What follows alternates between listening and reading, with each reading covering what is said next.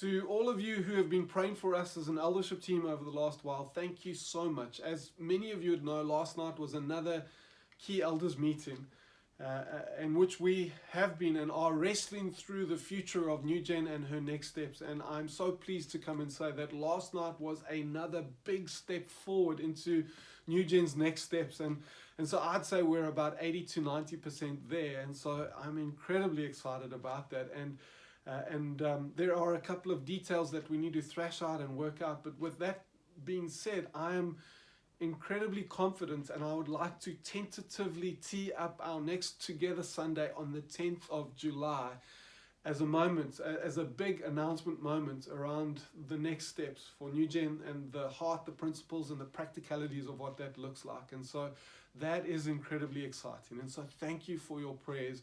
I don't think we would have the unity, we'd have the faith, or the excitement, or the enthusiasm that we do without your prayers. And I don't know that we would have landed as smoothly as we have and are if it weren't for you. So thank you so much. And so as we move forward, it's so important to look back and to be reminded and even bring to mind the things that we've gone through and experienced so that we come and build on that. And so this last Sunday, I preached a message called COVID Convictions, which was looking back at the last 2 years and unpacking some of the learnings from that time, certainly for me on a personal level, that I think would be helpful if you haven't seen it, to go and to watch, that will come and help build a context around the last 2 years and the journey that we've been on and why we've taken the road we have and some of the decisions that we've made. And also it will be incredibly helpful to come and set the platform for the future and for the big announcements and some of what we're stepping into. And so I want to encourage you, if you haven't seen that, if you haven't listened to it, to go and to pick up on it. And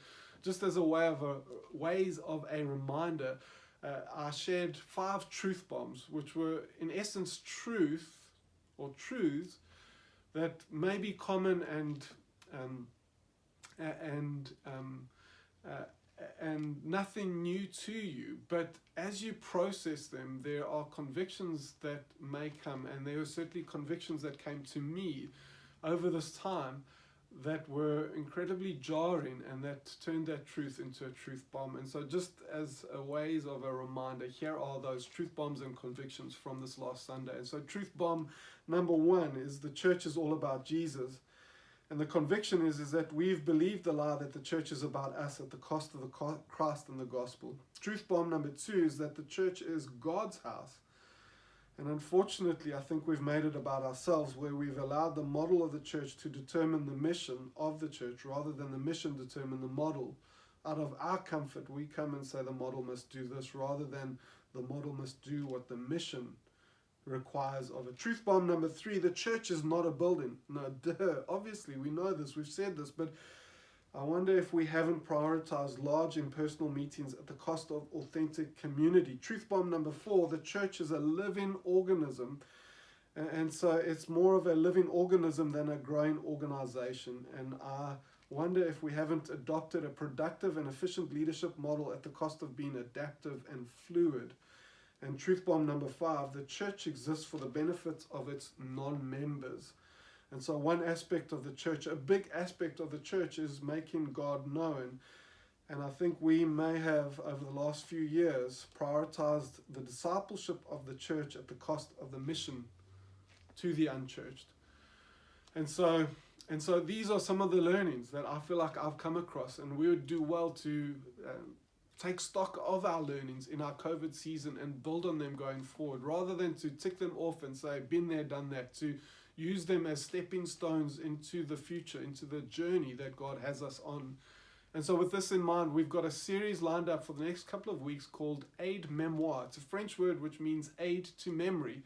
And with it, we're going to recap some of the key thoughts, key messages, key themes that have come through over the last 2 years to come and to prepare us, gird us for the big announcement, for the next steps that God has for us as NewGen. And I want to encourage you, even as you're beginning to relax and take it easy, maybe for the school holidays, to be vigilant in your spirit and to lean into what God's doing in NewGen in this season, and to really apply yourself, both as you engage with the announcements and the things coming through, but in your own spiritual disciplines, and even praying for us as a church. And so I want to end off as I began. Thank you to those of you that have been praying for us and been praying for NewGen. Can I urge you to please continue doing that in this vital season that we're in. God bless you all.